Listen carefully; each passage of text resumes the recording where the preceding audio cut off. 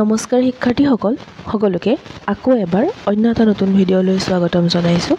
আজি আমি আলোচনা কৰিম হাই ছেকেণ্ডাৰী ছেকেণ্ড ইয়াৰৰ তোমালোকৰ আহিবলগীয়া অসমীয়া বিষয়ৰ কিছুমান সম্ভাৱ্য প্ৰশ্ন উত্তৰ আৰু লগতে আগতে হৈ যোৱা PYQsবোৰ তোমালোকৰ ইয়াতে আলোচনা কৰা হ'ব। গতিকে তোমালোকে ভিডিঅ'টো শেষলৈকে চাবা আৰু চেনেলটোত যদি প্ৰথমবাৰৰ বাবে আহিছা তেনেহ'লে চেনেলটো ছাবস্ক্ৰাইব কৰিবা, লগতে লগৰ বন্ধু বান্ধৱীৰ সৈতে ভিডিঅ'টো শ্বেয়াৰ কৰিবা আৰু ভিডিঅ'টোত এটা লাইক কৰিবা যাতে আমিও ভিডিঅ' বনাবলৈ উৎসাহিত হওঁ। এতিয়া আমি বেছি পলম নকৰি ভিডিঅ'টো আৰম্ভ কৰোঁ ব'লা। চোৱা, তোমালোকৰ কুৱেশ্যন আহিব পাৰে মগনীয়া পাতটি ক'ৰ পৰা সংগ্ৰহ কৰা হৈছে। তোমালোকে উত্তৰত লিখিবা যে মগনীয়া পাতটি কথা কবিতাৰ পৰা সংগ্ৰহ কৰা হৈছে। কাৰ চিঠিৰ বাবে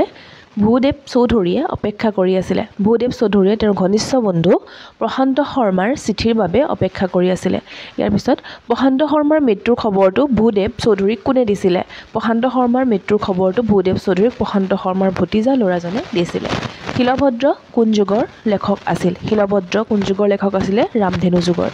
আনন্দৰাম বৰুৱাক কিহে মহৎ আৰু অমৰ কৰি তুলিছিল। আনন্দৰাম বৰুৱাক জ্ঞান চৰ্চাই মহৎ আৰু অমৰ কৰি তুলিছিল। কিহৰ বাবে আনন্দৰাম বৰুৱা পূজনীয় হৈ থাকিব। মূল্যৱান সংস্কৃতৰ গ্ৰন্থসমূহৰ বাবে আনন্দৰাম বৰুৱা সদায় পূজনীয় হৈ থাকিব। তাৰপিছত চোৱা, ভাৰতত শিক্ষা শেষ কৰি আনন্দৰাম বৰুৱা ক'লৈ গৈছিলে। ভাৰতত শিক্ষা শেষ কৰি আনন্দৰাম বৰুৱা সুদূৰ ইউৰোপলৈ গৈছিলে। বৃহৎ সংহিতাৰ ৰচক কোন? বৃহৎ সংহিতাৰ ৰচক হ'ল বৰাহ মিহিৰ। চোৱা, তোমালোকে কুৱেশ্যনবোৰ চাই যাবা আৰু এতিয়া আমি চাম 2022 চনত তোমালোকৰ কি প্ৰশ্ন আহিছিলে আৰু তোমালোকে চোৱা তোমালোকৰ হৈ যোৱা পৰীক্ষাসমূহৰ কুৱেশ্যনসমূহ এটা নহয় এটা ৰিপিট হয়েই। গতিকে তোমালোকে এইখিনি ধুনীয়াকৈ চাই যাবা আৰু ইয়াৰ প্ৰথমটো প্ৰশ্ন আহিছিলে যে উপকল্প শব্দৰ অৰ্থ লিখা। হয়তো খেলি মেলি হৈ যাব পাৰে, মানে চিৰিয়েলি নহয়, হয়তো উপকল্প শব্দটো 2 নম্বৰত আহিছিলে বা 3 নম্বৰত আহিছিলে, তেনেকুৱা হ'ব পাৰে, কিন্তু কুৱেশ্যন এইখিনি আহিছিলে। উপকল্প শব্দৰ অৰ্থ লিখা। উপকল্প শব্দৰ অৰ্থ হৈছে উপবৃত্তি, কাৰণ এইখিনি মই নিজে টাইপিং কৰিছোঁ ন, অকণমান মানে ইফাল সিফাল হৈছে। তাৰপিছত চোৱা, মাজিও বুলি লক্ষ্মীনাথ বেজবৰুৱাই কাক সম্বোধন কৰিছিল। মাজিও বুলি লক্ষ্মীনাথ বেজবৰুৱাই চন্দ্ৰকুমাৰ আগৰৱালাদেৱক সম্বোধন কৰিছিলে। মাজিওৰ লগত আৰু কোনোবা এজনক আৰু এটা কিবা উপাধিৰে তেওঁ সম্বোধন কৰিছিলে নহয়। কাক আৰু কি উপাধিৰে সম্বোধন কৰিছিলে সেইটো মোক কমেণ্ট বক্সত লিখি জনাবা। তাৰপিছত চোৱা 3 নম্বৰ, সাহিত্য একাডেমী বঁটা বিজয়ী প্ৰথমগৰাকী অসমীয়া সাহিত্যিক কোন আছিলে। যতীন্দ্ৰনাথ দুৱৰা। তোমালোকে উত্তৰটো এনেকৈ লিখি থৈ নিদিবা। আগতেও কৈছোঁ, এতিয়াও ক'ম, সম্পূৰ্ণকৈ লিখিবা, ঠিক আছে। প্ৰাগজ্যোতিষবোৰ সম্ভৱম বুলি কৈ কোনে বিশেষ গৌৰৱ অনুভৱ কৰিছিল। আনন্দৰাম বৰুৱাই। তাৰপিছত চোৱা, হস্তিবিদ্যানৱ সাৰ সংগ্ৰহ পুথিখন কোনে ৰচনা কৰিছিল। হস্তিবিদ্যানৱ সাৰ সংগ্ৰহ পুথিখন সুকুমাৰ বৰকাইতে ৰচনা কৰিছিলে। তাৰপিছত তীৰ্থনাথ শৰ্মাই ৰচনা কৰা কাব্যগ্ৰন্থখনৰ নাম কি। কামসেন্দুৰ। তোমালোকৰ যোনখিনি প্ৰশ্ন সেইখিনি প্ৰশ্ন অলপ উল্টা পুল্টাকৈ দিব পাৰে। ধৰা ইয়াতে তীৰ্থনাথ শৰ্মাই ৰচনা কৰা কাব্যগ্ৰন্থখনৰ নাম সুধিছে নহয়, তোমালোকক এবাৰ এনেকৈও সুধিব পাৰে যে কামসেন্দুৰ যোনখন কবিতা পুথি সেইখন কোনে ৰচনা কৰিছিল। প্ৰশ্নবোৰ উল্টাই দিব পাৰে, ঠিক আছে। তাৰপিছত চোৱা, বসন্ত ৰোগ হোৱাৰ বিজ্ঞানসন্মত কাৰণ কি। এইটো মানে এই প্ৰশ্নটো কিমান বাৰ যে ৰিপিট হৈছে। ক্ষুদ্ৰ ভাইৰাছ বা বীজাণুৱে হৈছে কি বসন্ত ৰোগ হোৱাৰ বিজ্ঞানসন্মত কাৰণ। তাৰপিছত চোৱা, চিঠি চুটিগল্পটি শিলভদ্ৰৰ কোনখন সংকলনৰ পৰা লোৱা হৈছে। যোনটো চিঠি চুটিগল্প হয় সেই চুটিগল্পটো চিঠি আৰু অন্যান্য গল্প সংকলনৰ পৰা লোৱা হৈছে। শিলভদ্ৰৰ ওপৰত এটা নহয় এটা প্ৰশ্ন অহা দেখিবলৈ পোৱা গৈছে। ইয়াৰ পিছত চোৱা, ব্ৰজেন বৰুৱাৰ পৰিচালিত আৱেগ মিশ্ৰিত থ্ৰিলাৰধৰ্মী প্ৰথম অসমীয়া ছবিখনৰ নাম কি। ডক্টৰ বেজবৰুৱা। তাৰপিছত ব্যৱসায়িক দিশত সফল হোৱা জ্যোতিপ্ৰসাদ আগৰৱালাৰ কথা ছবিখনৰ নাম কি। ইন্দ্ৰমালতী। চোৱা, ইয়াতে যদি অলপ বানান ভুল হৈ যায় বা কওঁতে অলপ খেলি মেলি হৈ যায়, তোমালোকে সেইটো ধৰি নাথাকিবা, কাৰণ ইমানখিনি নিজে টাইপিং কৰিব লাগে আৰু কোৱাও মানে সঘনে ইমানখিনি ৰেকৰ্ডিং কৰাও অকণমান মানে নতুন যিহেতু সেইটো কাৰণে অকণমান প্ৰব্লেম হয়। তাৰ বাবে তোমালোকে ধৰি নাথাকিবা এইবোৰ কথা। তোমালোকে জাষ্ট কুৱেশ্যনবোৰ চাই যোৱা, শুনি যোৱা। তোমালোকেতো ইতিমধ্যে এইখিনি পঢ়িছাই, কাৰণ অসমীয়াটো আমাৰ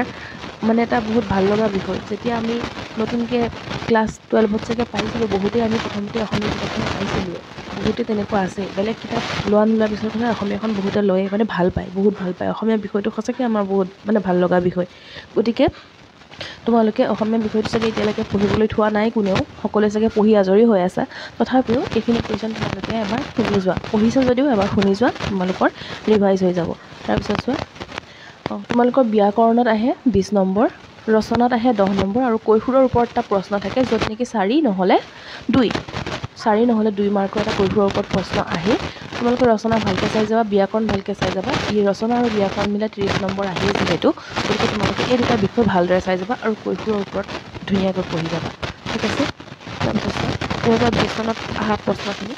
কথা কবিতা কোন শতিকাৰ উল্লেখযোগ্য সৃষ্টি কথা কবিতা 19 শতিকাৰ এক উল্লেখযোগ্য সৃষ্টি শিলভদ্ৰৰ প্ৰথম গল্প সংকলনটিৰ নাম কি বাস্তৱ তাৰপিছত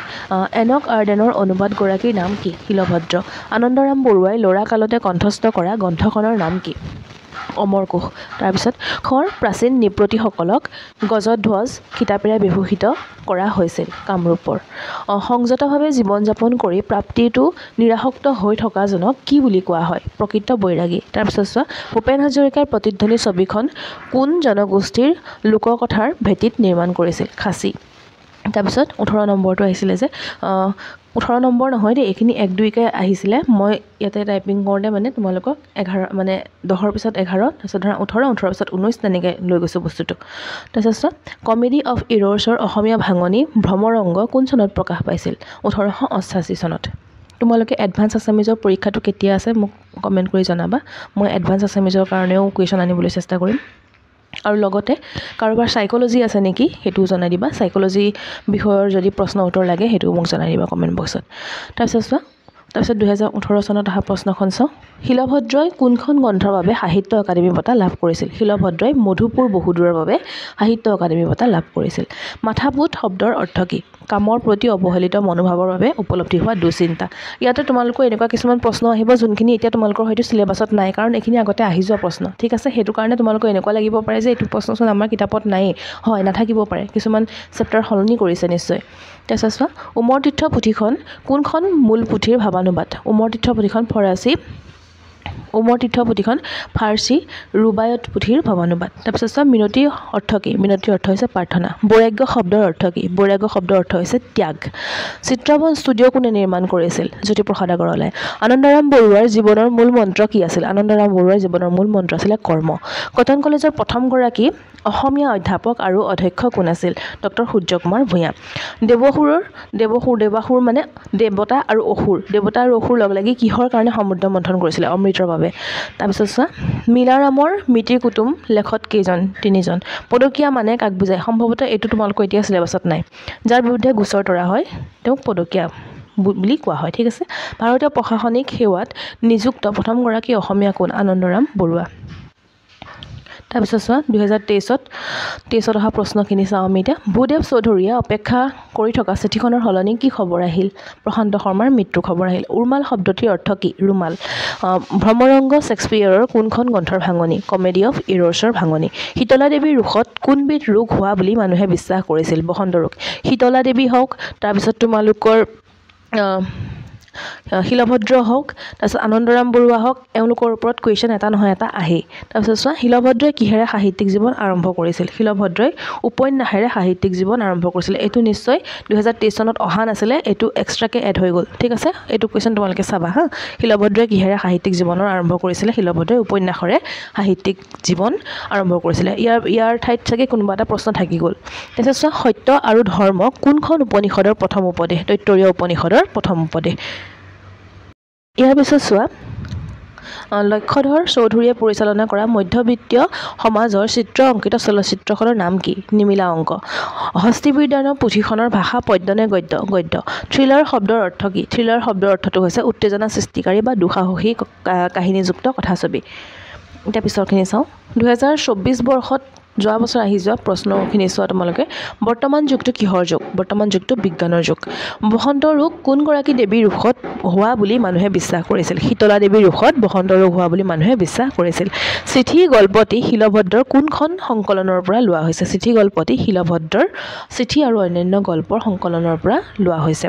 মোৰ মাতৃ মুখ দৰ্শন পাঠটিত উল্লেখিত BNR মানে কি BNR মানে হৈছে বেংগল নাগপুৰ আনন্দৰাম বৰুৱাই কলিকতাৰ কোন কলেজৰ পৰা আইনৰ স্নাতক ডিগ্ৰী লাভ কৰিছিল আনন্দৰাম বৰুৱাই প্ৰেচিডেন্সি কলেজৰ পৰা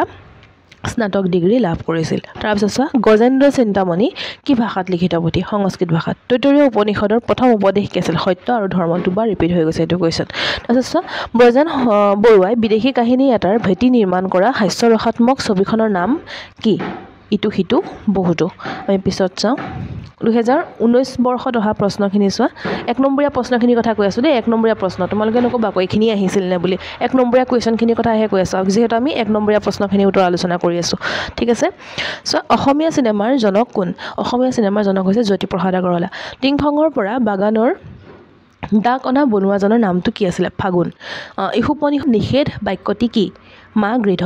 তাৰপিছত বৃন্দাবন নামৰ গল্প সংকলনটোৰ ৰচক কোন ভৱেন্দ্ৰনাথ শইকীয়া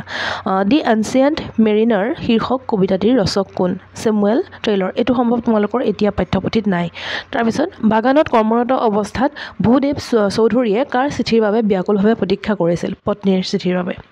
হস্তিবিদ্যানৱ পুথি কোনগৰাকী বৰকুঁৱৰীৰ ছবি পোৱা যায় বৰকুঁৱৰী অম্বিকা দেৱীৰ তাৰপিছত লক্ষ্মীনাথ বেজবৰুৱা কৃষ্ণ কথা কি বিষয়ক গ্ৰন্থ তত্ত্বমূলক গ্ৰন্থ এখন তাৰপিছত 2017 চনত অহা প্ৰশ্নসমূহ চাওঁ শিলভদ্ৰৰ প্ৰকৃত নাম কি শিলভদ্ৰৰ প্ৰকৃত নাম আছিল ৰেৱতী মোহন দত্ত চৌধুৰী চাই যাবা ইম্পৰ্টেণ্ট হয় মোৰ মাতৃ মুখ দৰ্শন শীৰ্ষক পাঠটো ক'ৰ পৰা সংগ্ৰহ কৰা হৈছে নগেন শইকীয়াদেৱৰ সম্পাদিত বেজবৰুৱা ৰচনাৱলীৰ প্ৰথম খণ্ডৰ পৰা লোৱা হৈছে কপাহীৰ আন এটা নাম কি এইটো তোমালোকে জনাবা যদি জানা সমুদ্ৰ মন্থন পাঠটিৰ ৰচক কোন ত্ৰৈলোক্যনাথ গোস্বামী তীৰ্থনাথ শৰ্মা কোন মহাবিদ্যালয়ৰ প্ৰতিষ্ঠাপক অধ্যক্ষ আছিল প্ৰাগজ্যোতিষ মহাবিদ্যালয়ৰ যতীন্দ্ৰনাথ দুৱৰাই ৰচনা কৰা কথা কবিতাৰ পুথিখনৰ নাম কি কথা কবিতা উপেন্দ্ৰ চন্দ্ৰ লেখাৰুৱে সম্পাদনা কৰা বৃহৎ কলেবৰ গ্ৰন্থখনিৰ নাম কি কথাগুৰু চৰিত ইয়াৰ পিছত চোৱা হস্তিবিদানৱ পুথি পাঠটি ক'ৰ পৰা সংগ্ৰহ কৰা হৈছে হস্তিবিদানৱ পুথি শীৰ্ষক পাঠটি যোগেন্দ্ৰ নাৰায়ণ ভূঞা সম্পাদিত সূৰ্যকুমাৰ ভূঞাৰ বিবিধ প্ৰবন্ধ নামৰ গ্ৰন্থখনৰ পৰা সংগ্ৰহ কৰা হৈছে প্ৰথম অসমীয়া বোলছবি জয়মতী কেতিয়া মুক্তি লাভ কৰিছিল 1935 চনত বৈজ্ঞানিক মানসিকতা কিদৰে গঢ়িব পাৰোঁ শীৰ্ষক পাঠটি ক'ৰ পৰা লোৱা হৈছে এই পাঠটো লোৱা হৈছে যে দীনেশ চন্দ্ৰ গোস্বামীৰ বৈজ্ঞানিক মন আৰু বৈজ্ঞানিক মানসিকতা নামৰ গ্ৰন্থখনৰ পৰা আমি ইয়াৰ পিছত 2016 চনত অহা কুৱেশ্যনখিনি চাওঁ নত ভট্ট কোন নৱম শতিকাৰ সংস্কৃত অলংকাৰিক আৰু পাশ্য সমালোচক আছিলে তেওঁ বসন্ত ৰোগ কিহৰ পৰা সৃষ্টি হয় ভাইৰাছৰ পৰা প্ৰকৃত ত্যাগ বুলিলে কি বুজা প্ৰকৃত ত্যাগ হৈছে সংযতভাৱে জীৱন যাপন কৰি প্ৰাপ্তিটো নিৰসক্ত হৈ থকাটোৱেই হৈছে প্ৰকৃত ত্যাগ তাৰপিছতো চোৱা কলা কবল্যবাদ বিৰুদ্ধে মত পোষণ কৰা সমালোচকগৰাকীৰ নাম কি চেষ্টাৰটন তাৰপিছত চোৱা লক্ষ্মীনাথ বেজবৰুৱাৰ বুৰঞ্জীমূলক নাটকখনৰ নাম কি জয়মতী কুঁৱৰী অসমীয়া ভাষাত কথা কবিতা ৰচনা কৰা প্ৰথমগৰাকী ব্যক্তি কোন যতীন্দ্ৰনাথ দুৱৰা আনন্দৰাম বৰুৱাই কামৰূপৰ ভাওনাৰ উল্লেখ কোনখন গ্ৰন্থত কৰিছিলে মহাবীৰ চৰিতত কৰিছিলে সুনীল গংগোপাধ্যায়ে পৰিচালনা কৰা অসমীয়া কথাছবিখন কি মুক্তি তীৰ্থনাথ শৰ্মাৰ কবিতা পুথিখনৰ নাম কি কামখেন্দুৰ এইটো কুৱেশ্যন আহিছিলে আগত ন তাৰপিছত চোৱা ভৱেন্দ্ৰনাথ শইকীয়াই শিশু উপযোগীকৈ ৰচনা কৰা উপন্যাসখনৰ নাম কি মৰমৰ দেউতা তাৰপিছত চাওঁ আমি 2015 চনত অহা প্ৰশ্নসমূহ অসমীয়া কথাছবিৰ জনক কোন জ্যোতিপ্ৰসাদ আগৰৱালা দাঁতৰ পোকবোৰ প্ৰকৃততে কি অনুজীৱ কামহেন্দুৰ কবিতা পুথিখনৰ ৰচক কোন তীৰ্থনাথ শৰ্মা এইটো 2-3বাৰকৈ ৰিপিট হৈছে চাই যাবা দেই ইম্পৰ্টেণ্ট হয় খুৰা মৰাণৰ পুতেক কোন ৰমাকান্ত মলাট শব্দৰ অৰ্থ কি জনাবা যোনে জানা যতীন্দ্ৰনাথ দুৱৰাই সাহিত্য অকাডেমী বঁটা কোনখন কবিতা পুথিৰ বাবে লাভ কৰিছিলে বনফুলৰ কাৰণে তাৰপিছত 14 অহাখিনি চাওঁ আমি এতিয়া 2014 চনত অহা প্ৰশ্ন উত্তৰখিনি চাওঁ এতিয়া আমি মানুহৰ সাৰ বস্তু কি মানুহৰ সাৰ বস্তু হৈছে জ্ঞান ৰমাকান্তই কোন শ্ৰেণীলৈ পঢ়িছিলে অষ্টম শ্ৰেণীলৈ প্ৰমথেশ বৰুৱাই কোন চনত দেৱদাস কথাছবি নিৰ্মাণ কৰি উলিয়াইছিলে 1934 চনত লক্ষ্মীনাথ বেজবৰুৱাই কোন স্থানত জন্ম লাভ কৰিছিলে নগাঁও জিলাৰ আহতগুৰিত তেওঁ নৌকাস্থ হৈছিলে কৰ্ম কৰা কৌশলক ভাগৱত গীতাত কি বুলি অভিহিত কৰা হৈছে কৰ্মযোগ মিনতি গল্পটো কোনখন গল্প সংকলনৰ পৰা লোৱা হৈছে মিনতি গল্পটো ভৱেন্দ্ৰনাথ শইকীয়াদেৱৰ বিমন নামৰ যোনটো গল্প তাৰ পৰা লোৱা হৈছে তাৰপিছতে আজি ভিডিঅ'টো ইমানলৈকে আছিলে আৰু ইয়াৰ পৰাই কুৱেশ্যনসমূহ অহাৰ সম্ভাৱনা আছে 7 নম্বৰৰ ভিতৰত 5 নম্বৰ মান হয়তো কমন পৰিয়ে যাব চাগে ইয়াৰ পৰা তোমালোকে সম্পূৰ্ণ ভিডিঅ'টো চাবা শুনিবা আৰু পৰীক্ষাৰ আগতে এবাৰ শুনি যাবা আৰু ইয়াৰ লগতে মই তোমালোকক এটা কথা সুধিব বিচাৰোঁ তোমালোকৰ বাবে দীঘলীয়া প্ৰশ্নবোৰ লাগিব নেকি আৰু দীঘলীয়া প্ৰশ্নসমূহ যদি আনো হয়তো উত্তৰ তাৰ লগত নানিম অকল প্ৰশ্নসমূহ তোমালোকক দি দিম তোমালোকে সেই প্ৰশ্নসমূহ চাই পেলাই উত্তৰসমূহ ধুনীয়াকৈ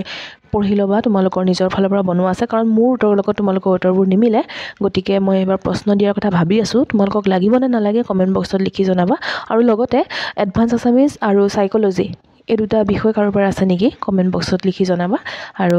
ভিডিঅ'টো তোমালোকে শেষলৈকে চোৱাৰ বাবে বহুত বহুত ধন্যবাদ আৰু লগতে মহাশিৱৰাত্ৰিৰ বহুত বহুত শুভকামনা তোমালোকলৈ মহাদেৱে সকলোকে সহায় কৰক সেই কামনাৰে আজিলৈ আহিছোঁ আকৌ এটা নতুন ভিডিঅ'ৰ সৈতে তোমালোকক লগ পাম তেতিয়ালৈ